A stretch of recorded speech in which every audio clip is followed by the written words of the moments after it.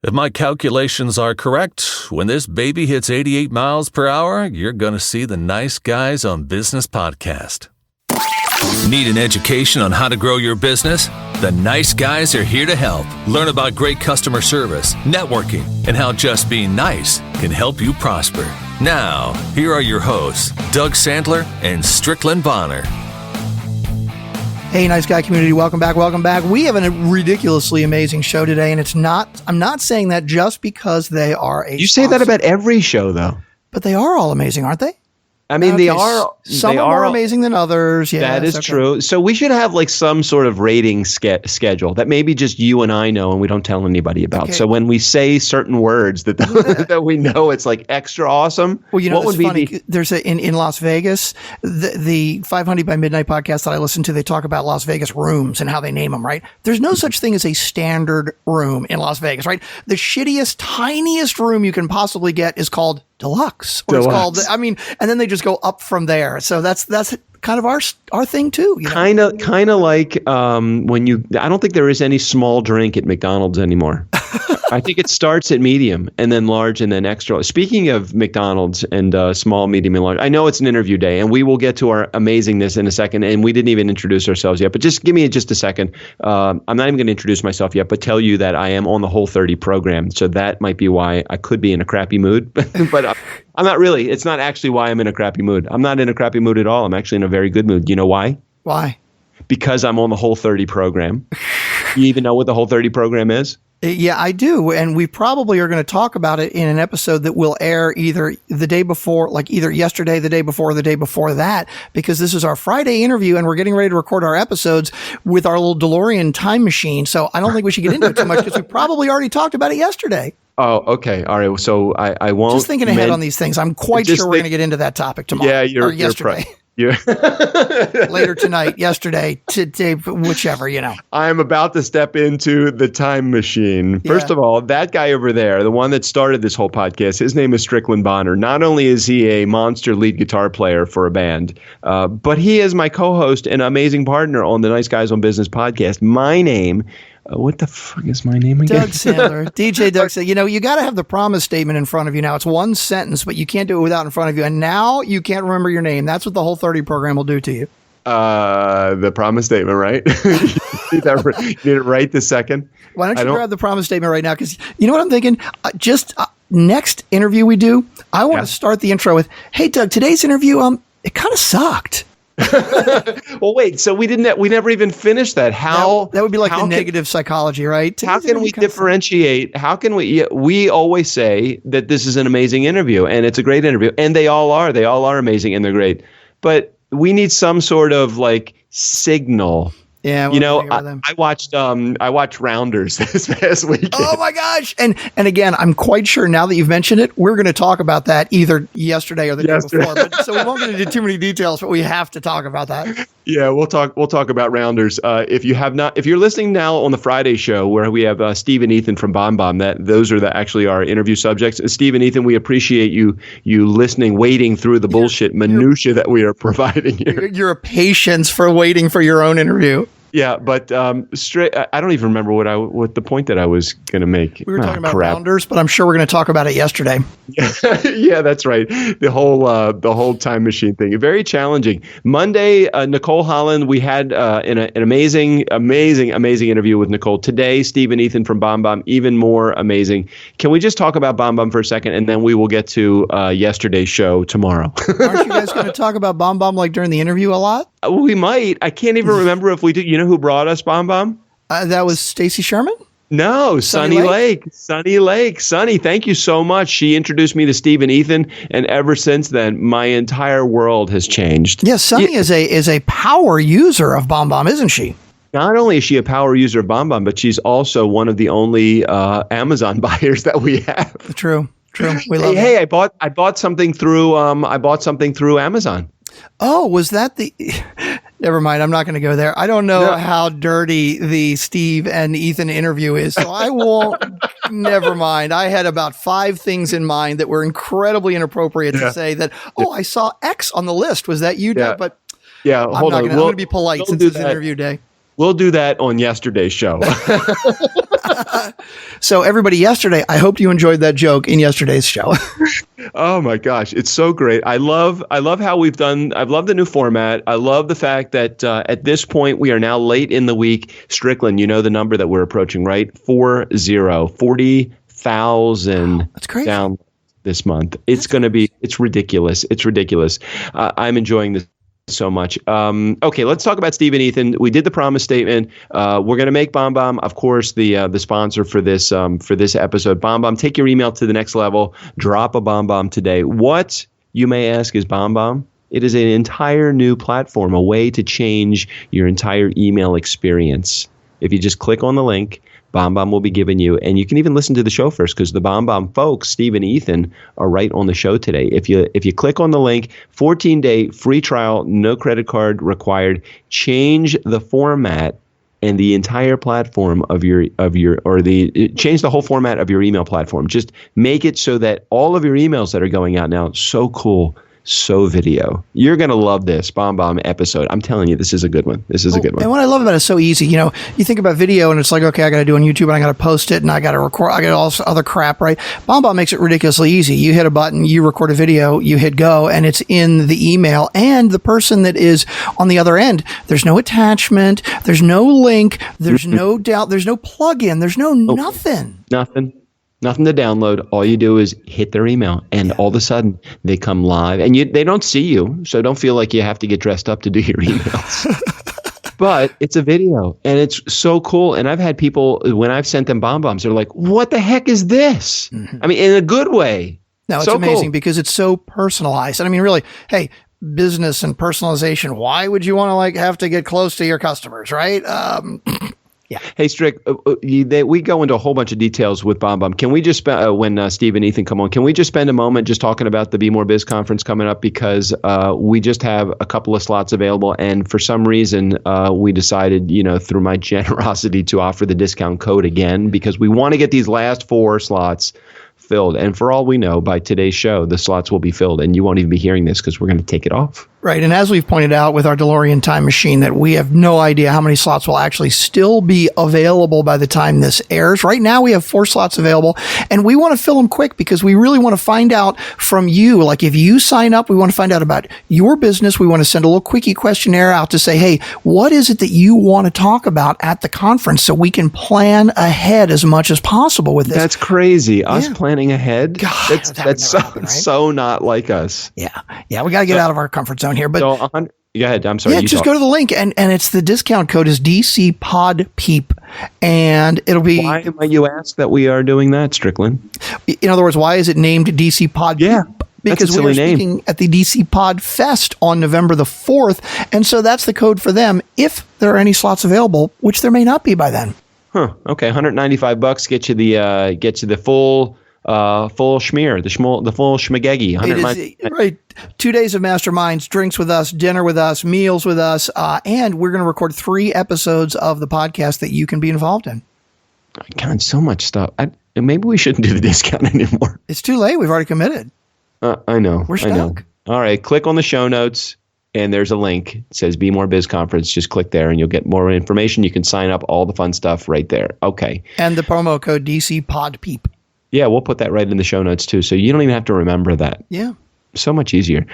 Steve and Ethan from BombBomb, they are our guests today. Stay tuned for a really fun episode. They yell at each other. They're like the Odd Couple. Really? No, they actually don't. No, they don't yell at each other. They're actually they get along very well. But I couldn't figure out why they named the company BombBomb, but they get into... Maybe I forget if we talk about why they named it BombBomb. That would have been an obvious question. Are you singing the Do you remember? Okay. So. Oh, I'm sorry. Do you remember? That was the Odd Couple theme for all of those of you who are. Never mind. Right. I'm just not even going to date myself because most of you probably have no fucking idea what that music was. Okay, hold on. The original Odd Couple. Do you know who they were? Jack Klugman. Oh, no. You know what? Oh, hang on. The original TV show was Jack Klugman and Tony Randall, but it was originally a movie. It was a Neil Simon play, right? It was I guess it was a play first. So I think it was Jack Lemmon and Tony Randall. No, and Tony Curtis. Tony Curtis and Jack Lemmon, I think it was. Can you look that up? I'm really. I don't look know. it up. I'm going to go with Tony Curtis and Jack Lemmon were the original Odd Couple, the Tony Award-winning play. And I think it became a movie. I know it became a movie, The Odd Couple. And then there was a TV show. Yeah. The TV show is the one that was big. That was real. Okay, so Neil Simon, of course, wrote the play, and he wrote it in 1965. And let's see the first one. I'm going to go Jack Lemmon. I'm going to say Jack Lemmon and Tony Curtis. Walter Matthau and Art Carney? Holy shit! Walter Matthau, really? He was in the original show? No. The Broadway play. No, the very original play. Walter Matthau and Art Carney. Wow. What year was that? 1965. Wow. And then it became a movie. Who was in the movie? Oh, wow. In 1970, the Shakespearean players performed The Odd Couple with Martin Short and Eugene Levy and Dave Thomas. But what's great is this is 1970 before any of them were famous. Martin Short, Eugene Levy, and Dave Thomas. Oh, my God. That's funny. Okay. So keep moving, though. It became a movie. Yeah. Does it say about a movie? Odd Couple movie? Okay, productions. Okay, we're going through the whole list of productions. Okay, film and TV adaptations. Okay, Jack Lemmon and Walter Matthau was the movie also. So it was Jack. Yeah. So that was it. Okay, so Walter Matthau and Art Carney. Walter Matthau and Art Carney in the original play. We've in lost 65, everybody. Right? At this point, we've lost everybody. In 68, it was made into a film with Jack Lemmon and Walter Matthau. Isn't that what I said? Jack Lemmon and Walter Matthau? I don't remember. And then the TV show, which was the one that was big, Tony Randall and Jack Klugman. That was the one that got really huge. That was the greatest. I think that Jack Klugman's, I think that his wife's name was Blanche, if I remember correctly. I don't know. It was in the 60s. We just alienated most of our audience right here. Well, in 2013, with Matthew Perry, just like 3 years ago, they tried to redo it again, and it kind of died. Oh, it had to bomb. Yeah. Speaking of bomb. Speaking of BombBomb, hey, way to bring it back. All right. All right, let's get on to our nice guy community. This is if you listen to Tuesday, Wednesday, and Thursday show, this is all we do. So if you're enjoying the banter back and forth, that doesn't take place on Mondays and Fridays. Of course not, because we haven't done any of that on today's episode. Hit the skip fast forward button on the interview days if you don't like this, and All right, I think we should get to our interview with Steve and Ethan from BombBomb. Are you ready to do that? I'm ready. Let's roll.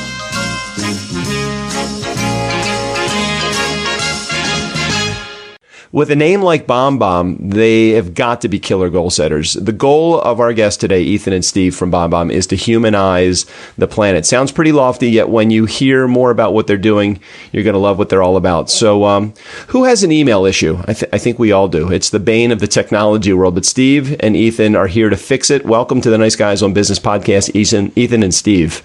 Thank you. I'm glad to be here. Yeah, thank you so much. Yeah, our pleasure. This is the first time, I don't really, we don't normally have two people. Normally, if there's two, it's usually two women and me, and I kind of like the 2-on-1 thing, but you guys, I'm not sure you're my type. Well, you also need people to hang out with and watch the football game or something, right? That is very true. If I happen to be a football fan, that would be good, but you'll learn to recognize that I'm the guy that's usually drinking the Cosmo or out riding my motorcycle or something like that on the weekends. But you're welcome to come with me if you get back from Colorado. So you have a fan in Sunny Lake. I don't know, from our Nice Guys team. She pushed hard to have you on the show. Which one of you guys knows Sunny? We both do, I think. Yeah, absolutely. Now, do you only know her through her stripping, or do you know her? Actually, know her. In fact, I'm unfamiliar with that part of her career. Oh, well, real estate agent, broker, and every once in a while she hangs out on the pole. So you got to make sure. I'm just messing with Sunny. She's actually just a genuinely very nice person. Is it through BombBomb that you guys connected with her? Actually, I think I knew Sunny before BombBomb at my previous company, and just through the magic of social media. Oh, I gotta love that. So I gotta admit it. This is the first time I've been outnumbered, and I'm not afraid. You guys seem way too nice to brawl, especially with a goal like humanizing the planet. What's that all about? I mean, that's one of the goals that's listed right there on your website. Why not just take on like world peace or world hunger? Is that like the next thing? Well, yeah, absolutely.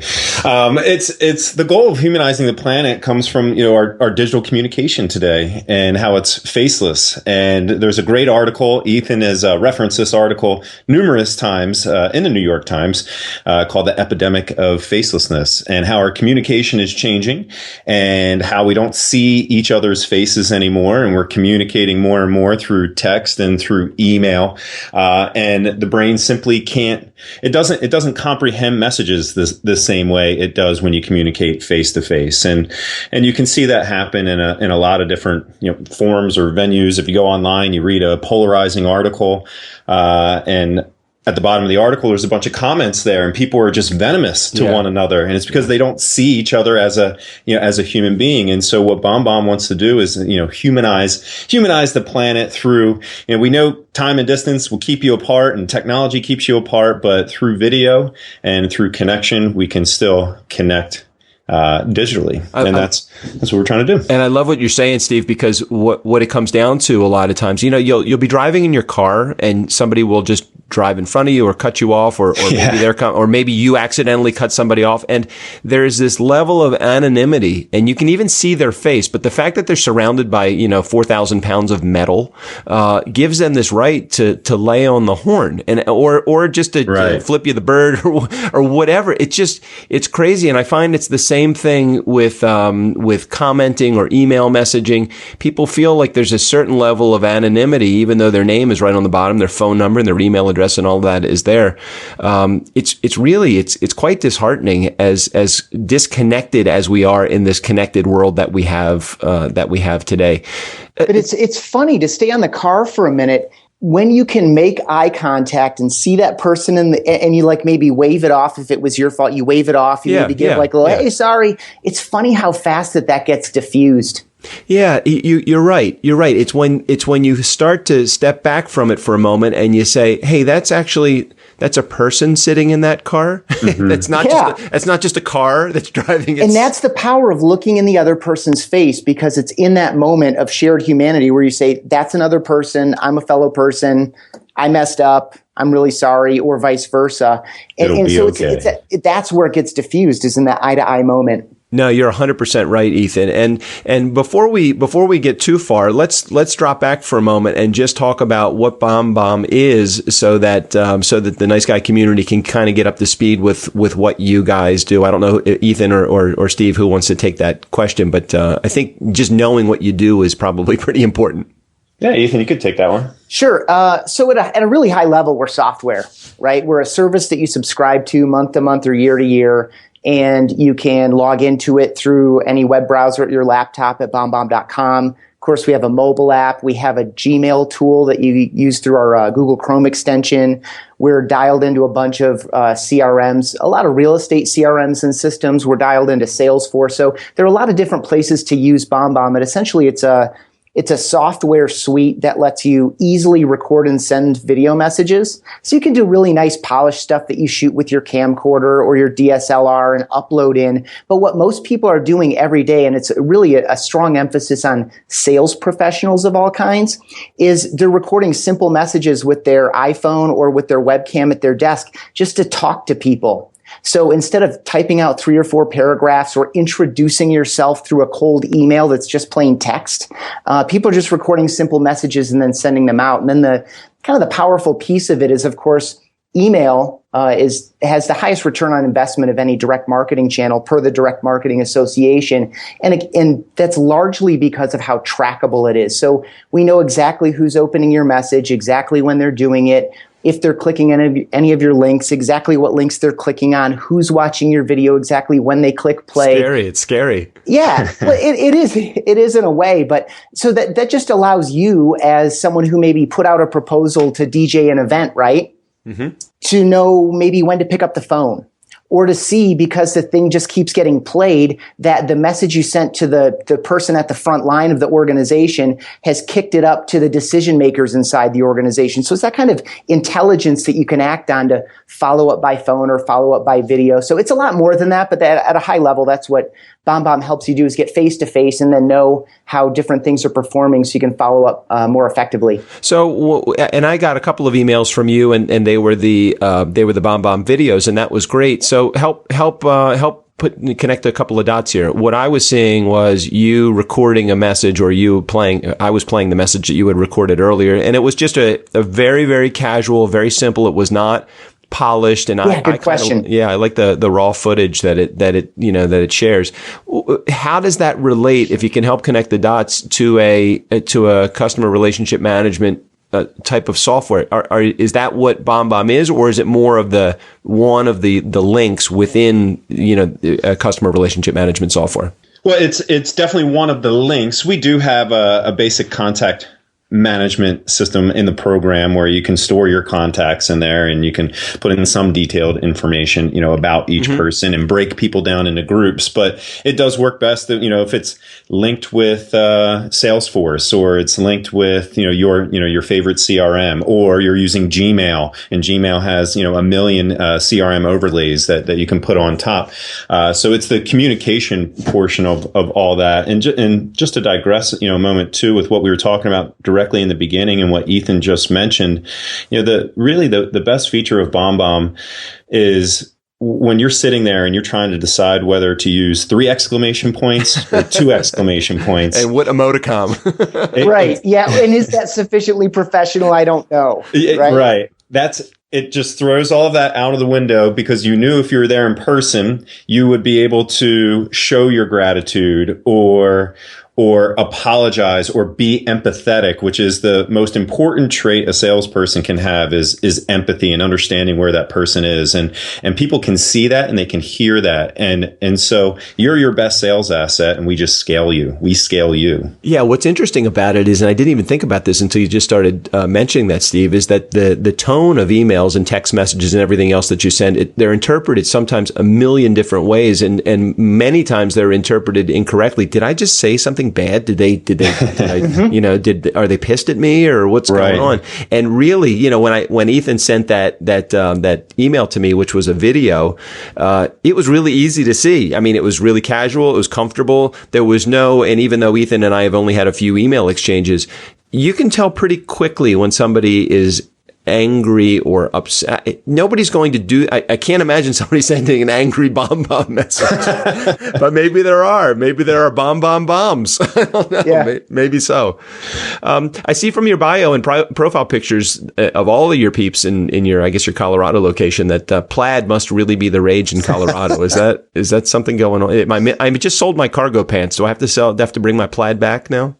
I'm not sure. I think that might have been a themed day at the office. it was like bring your plaid to work day. Right. I love on your website you have a bunch of stats, including the number of countries that you're providing your services, number of foosball games going on in any given day, and the number of craft beers that you actually have on tap at the office. You've seemed to have at least gotten through the surface to have this culture thing down. Is the secret really just to keep your people drunk, or is that just do people really do that? Like Zappos, I've seen it in action. Google, I've heard about it in action, but it sounds like that you guys actually are doing some of these fun things at your office too. Yeah. A lot of that stuff, they're just vehicles for connecting with each other, right? So foosball, it's fun to play foosball, but just as important is the friendly rivalry, the people standing around watching. It's cool to have beer on tap, but we're not, hanging out at 2:00 in the afternoon on our 4th beer or anything. It just gives us an opportunity it's like connecting at the water cooler, but even more casual. And it's all of these things are keys to hanging out and connecting with each other. We have lunch together twice a week, every week, for that same purpose. And the thing that I love the most compared to other companies I've been at is that it's not segregated in any way by team or department. Like you'll sit down at it. We have these long tables, and we have like 4 or 5 of them. Mm-hmm. And at any table, you'll have someone from software development, someone from support, someone from marketing, and people just sit down and we just connect and hang out. And so the culture piece for us, I think, at a high level is it's really just about staying connected to each other, to keep the communication lines open, to understand what each person is doing personally and professionally, kind of on a day-to-day, week-to-week basis. And that's the foundation of a lot of success that we've enjoyed over the years. And of course, Steve's in Philadelphia. suburban Philadelphia. And, we dial Steve and a bunch of other remote team members in with a really nice wide angle camera. So it's not the same thing, but it's the next best thing to being there in person. And it seems like you guys have like a built-in mastermind group when you do stuff like that, where everybody is sharing ideas, and it's not a pie in the sky philosophy and a culture wannabe, wish list. It's actually, it works. It goes on within organizations, and it sounds like you guys are really at the top of your game when it comes to that. Yeah. And it starts from the top down. And I really give a lot of credit to Darren and Connor. You're talking about, culture and humanizing the planet. Well, Connor being, the CEO and Darren being the president of the company, they humanize themselves. As Ethan said, they'll sit at the table with the rest of the employees and sit right next to someone that just started 3 days ago and have a real life conversation with them and ask them about their family. And, I worked for several large companies before, and I've never sat with the CEO I don't know anything, about them. So it's just different in the way that they interact with the whole company and the way that they humanize themselves. It's an awesome environment. Well, and you guys also mentioned a couple of times on your website, you mentioned 98 or 99% customer satisfaction rate, and it probably goes well beyond satisfied. They're probably extremely happy to a large degree. Is that I really see that as something that's tied into the whole culture, because when you have top-down management that understands the importance of great relationships within the organization, those relationships translate into better relationships with the front line to your customers. Do you guys see it that way, or do you see these as two separate wheels running? No, it's parallel. If anyone, you should Google, anyone listening should Google the service profit chain. Now, this is not a philosophy that consciously is used inside the organization. But as I read about it, it's exactly what we're doing. And basically what it says is if you take care of employees, there's a whole value chain through the organization. It starts with having really good relationships within the team, and then that drives all the way out, exactly as you described. Like if the employees are happy, they're satisfied, they believe in what's going on, then that's going to go directly into the customer base. And it's interesting, 99% satisfaction, a whole set of phone calls and emails where the whole reason the phone call or the email was initiated was, I'm confused, I'm frustrated, I don't know what to do. Like that's, and we had almost for 60 days running, we had 100%, but you always get someone that, they just got up on the wrong side of the bed and there's nothing you're going to do for them. Right. But you're absolutely right. It does start within the team. And I think it comes all the way out. I think the way it comes out is the same reason someone like Sonny or Sean Carpenter is going to say something nice about us and recommend us to you.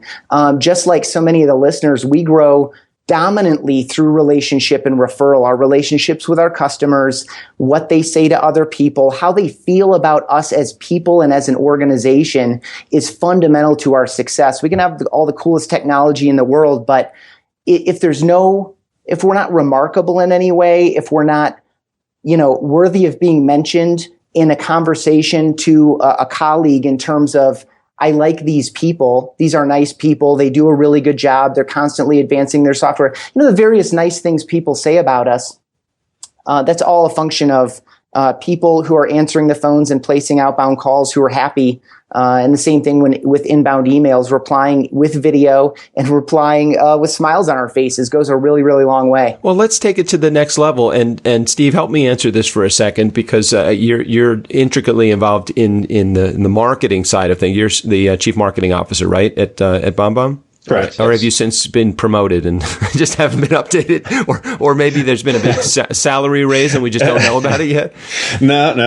That's where I am. So marketing and sales and the whole idea of promoting the products, that kind of fits into the equation, but it's not directly attributed. It's not directly the sales team, or it's not directly the support team.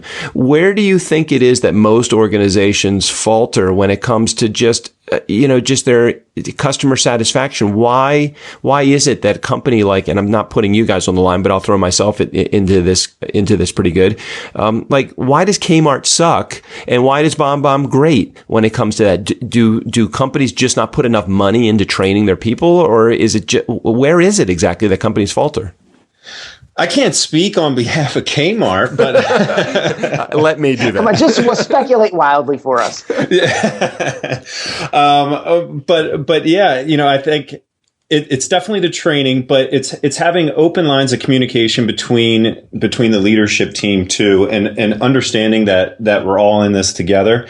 And it's funny at BombBomb, there's more gray lines here, which is a positive and a negative, but there's more gray lines between roles and people creeping into other people's roles somewhat. But it works, and it works well, and it keeps us all aligned with what we're trying to do as a whole. And do people get defensive though? Do they get like their backs up when you're like, hey, you're in software and now you're kind of telling me something about marketing? Or do you guys embrace that? Because at some point I would be like, shut the fuck up. It's like, this is what I'm here to do. You obviously don't say that, but at what point do you say, stop encroaching upon my territory? We have, you have to have sound intentions. And so far, and I guess we have 60 employees or right around there now. Wow. I know we hired a few recently, so we might have just over that. But that occurs when you think that someone has, nefarious reasons or ill intentions, for you.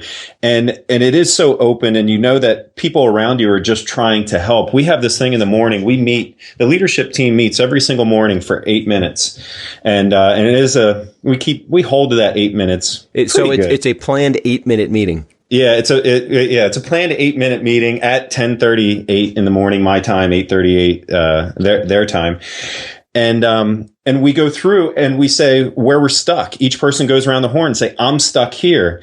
And then everyone else in the room provides help immediately. And so that they're trying to help you. No one is trying to make you look bad, where we come from a place of help and support. And I think just that action every day.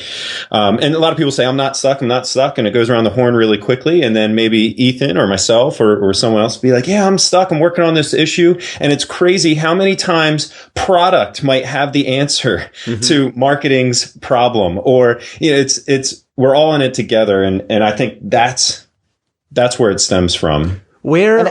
Sorry, go ahead, Ethan. Yeah, well, just Steve just kind of hit on a handful of our core values. We have 5 core values. They're relationship, fun, humility, flexibility, and service. And approaching from a position of service, any situation that you're in, and having the humility to know that the right answer or help can come from literally any chair in the organization, sometimes even from outside the organization. That humility to know that you don't have all the answers, and as good as you are at what you do, you're maybe still not expert. And even at expert, there's still growth to be had. And so, having, going back to the, what makes you win, kind of what's at the core of it, I think having very clear core values that aren't just words on the wall or words on the website or whatever, things that are lived and celebrated. I think that's super important as well. Well, and you guys have worked within different organizations as well. This isn't the first job that you've had at BombBomb. So you've seen probably toxic environments and toxic cultures. What do you think it is that creates that toxicity, if that's a word, as opposed to the culture where people don't feel like they're getting, all jacked around because somebody is helping them resolve a problem? Toxic environments suck, but they are so commonplace in corporate America.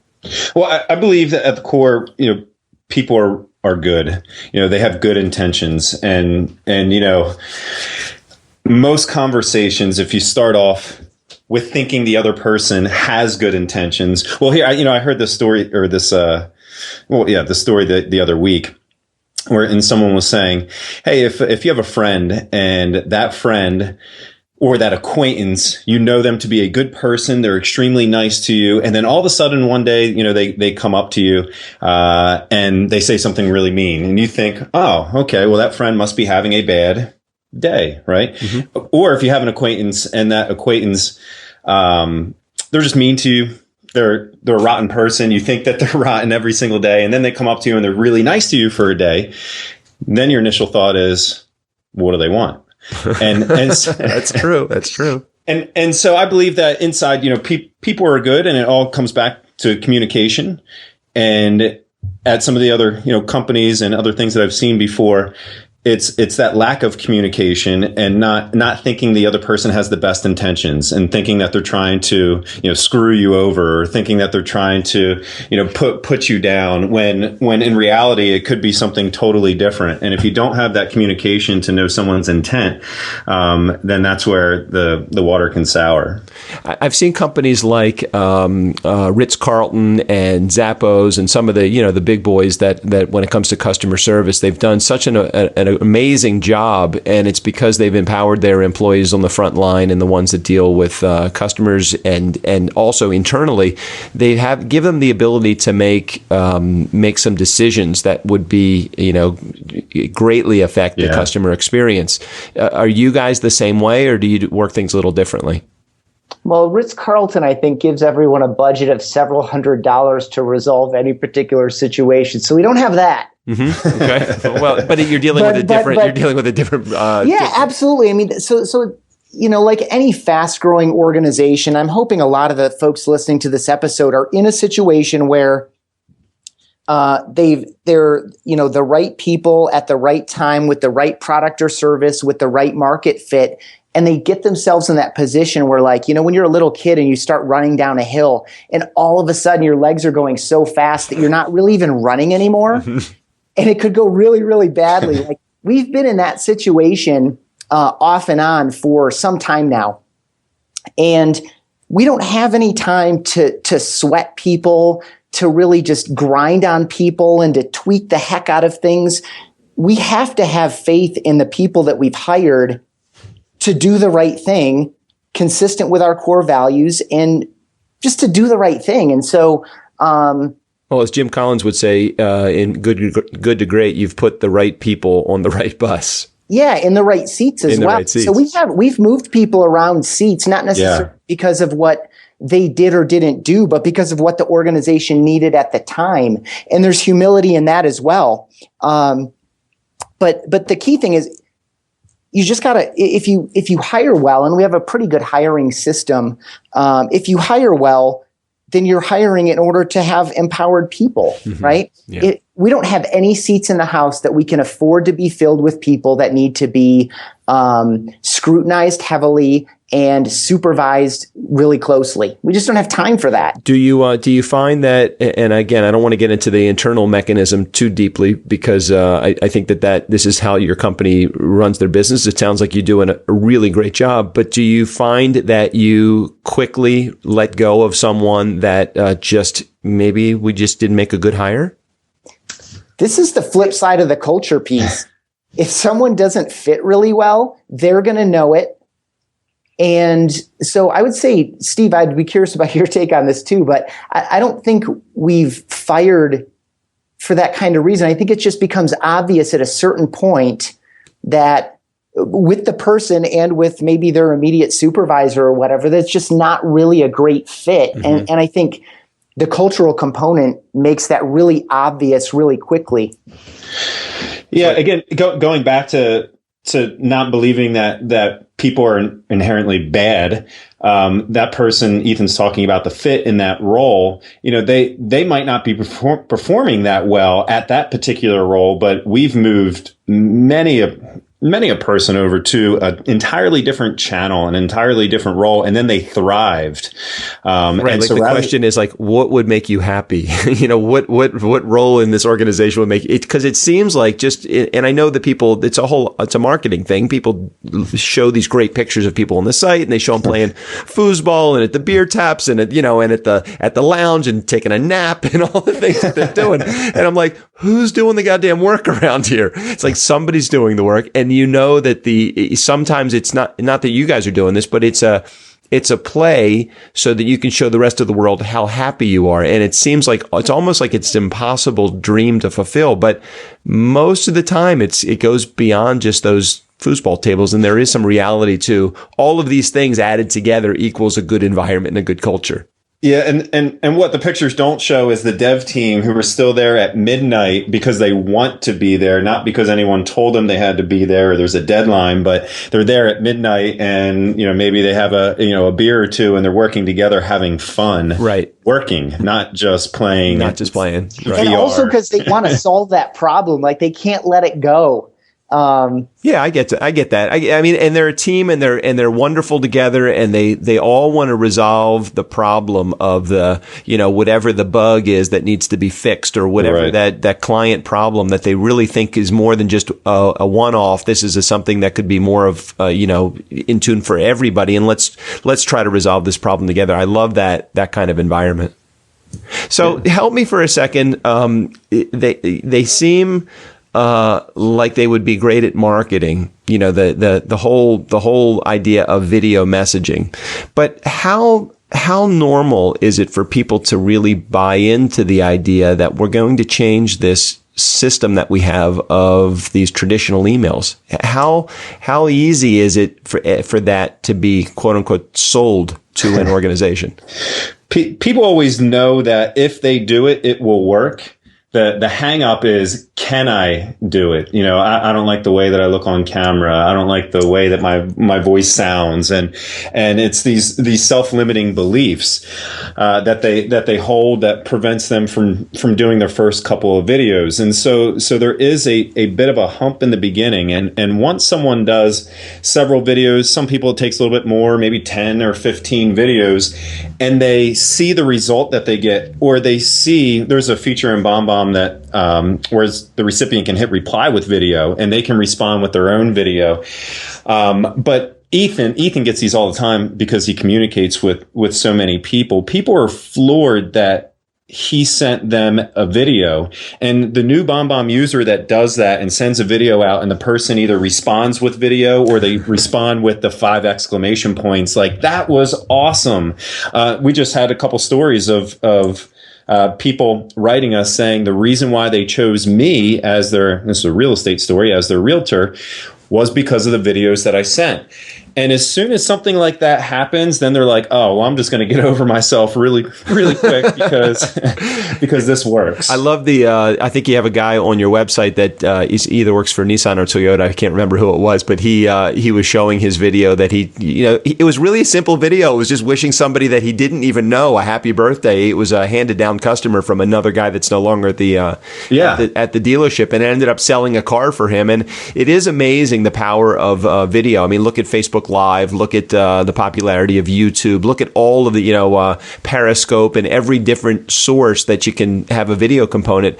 I'm sure you guys have the stats. The idea of putting it into an email format, it just seems like it would be so cool. I just wonder how it's effective, but how practical it is for somebody. Can people do this from their cell phone, or is it more of a desktop thing? Yeah. So go ahead. Go ahead, Ethan. The common question is, can't I just do this myself? And I kind of hear that in your question a little bit, is like, can't I just record a video and put it in an email? And the answer is, yeah, kinda.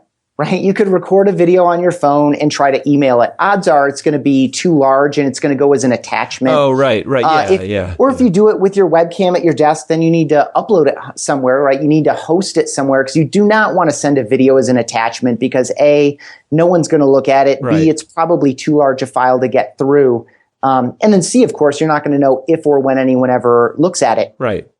So the alternative to what we do provide is you record the video, then you upload it into, let's say, YouTube or Vimeo or whatever. Then you screenshot it and maybe try to put a play button on it. And then you take that screenshot and put that into an email. Ethan, who's got this kind of time? Exactly. That's exactly right. Well, then you got to link it over to the video. Now someone's out on YouTube watching your video. And what happens at the end of a YouTube video? Funny cat video. 9 more videos come up to watch. Right? Plus the advertising and all the other stuff. Correct. And so this is just nice, clean, simple, professional. So the video that you saw when I sent to you is with our Google Chrome extension. So in my Gmail inbox, I just hit compose. I hit the little record button. My webcam activates. I talk to you. I hit save, and then I send it. And so in a lot of cases, it's going to be faster than typing out the same response, especially in the case that it's a lead inquiry. Like, hey, Doug, one of my friends told me that you did an awesome job DJing their corporate event. Can you tell me what styles of music you like to play? And I'm going to show you your libraries and all that stuff.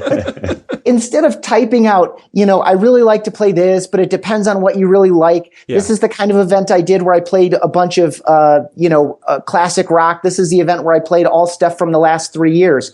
Like, instead of typing all that stuff out, you just hit record and say, hey, good question, common question. Obviously, I provide, wide range of blah, blah, blah. This is my personal favorite, but I've done an event like this. I've done an event like that.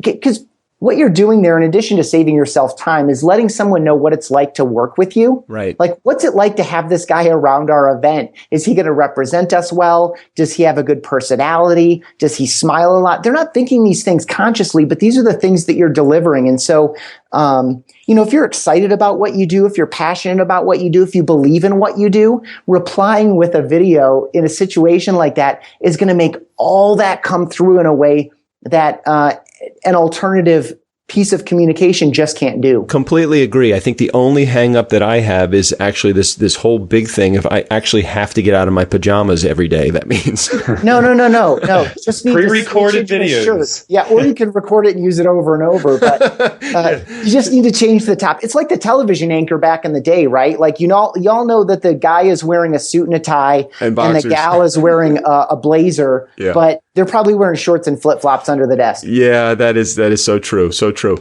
So if somebody is interested in and I see that you guys have a free trial. What is it? 14 days that people can have access to your product and just kind of check it out. Yeah, 14 days, no credit card. So I'm a sucker. I sign up for everything, and then I forget that I'm paying for it because I put in a credit card. But won't happen here. You really just get to try it out for 14 days, send out some videos, evaluate the responses, see the type of response that you get, and go from there. And the whole goal of BombBomb is to build that know, like, and trust dynamic, and text-based emails just simply can't do that. No, I get it. I totally get it. I love the messages that I had gotten from Ethan. Ethan, if you look at some of the analytics, you probably see that I probably opened it 4,000 times over the course of the last couple of weeks since I've been there. Yeah, he mentioned that to me, Doug. Yeah. I know. Sorry. Well, you didn't send me one, Steve. That would have been kind of creepy. I would have been happy to share the love with you as well. So if one of the Nice Guy community was interested in getting a hold of BombBomb for the trial, how do they do that? BombBomb.com. They can go right to BombBomb.com. There's a free trial button right there on the screen, and you'll be initiated in a nice little 14-day email sequence teaching you all the benefits of BombBomb and how to get started quickly. One of our team members will be available to you by phone and by email. We want to answer your questions and know more about who you are and what you're trying to get done, and see if we can't match up some solutions for you. That is awesome. BombBomb.com. We'll make sure we put all the information. Sounds pretty simple. We'll put it in the show notes right there. Do you have time for a quick question or two before we conclude? Sure. Yes. Right. Great. So you guys have iPhones, or do you have something inferior? No, I have the iPhone. Okay. Just got the new one. Oh, you got the 7? Yeah, the 7 Plus. The 7 Plus. Nice. Oh, fancy. Nice. Yeah, I'm going 6S. I got the 6S also. What's the last? Go to your photo app. What's the last picture that you guys took? So as I was mentioning before we got on the call, or before you started recording, I do a lot of hiking, and I put a lot of it to Instagram. So I was hiking on Sunday morning, and I have a bunch of fall color photos. Oh, very nice. From the west side of Pikes Peak, yeah. Oh, wow. That's got to be cool. And how about for you, Steve? Over the weekend, I went to an Urban Air just opened up, a trampoline park, and I took my boys there. And so it's a video. Well, so maybe that's not the question you asked. You said a picture, but I have lots of videos of them jumping around on the trampolines and jousting and doing all the fun things. That's cool. Those trampoline things are great. Okay, go to your texting app. What is the last message that you sent or received? All right. It's probably from Ethan to Steve. Are you sure we want to fucking do this? Yeah. Whoa. Back up. Abort. So go ahead. Mine's a technical piece about picking my son up from school today. Oh. It's a logistics. I got it. And mine is it's not very exciting. It's to our CEO about a contract. No, that's always good. It's always good. That means you have business coming in the door. Well, we will make sure. Thank you, Steve. Thank you, Ethan, for being a part. I know we took a little bit longer, but there was two of you today. I had to make sure I gave you both the ample time that you needed to answer the questions. Oh, awesome. Thanks for the invite. So, Nice Guy community, never underestimate the power of Nice. Special thanks to Ethan and Steve from BombBomb. And again, we'll put all the information in the show notes about how to get a hold of their great product and their 14-day free trial. Steve O'Brien, go ahead and take us out of here. For the Nice Guys on Business, I'm Steve O'Brien. Because it's such a fine line between stupid and clever.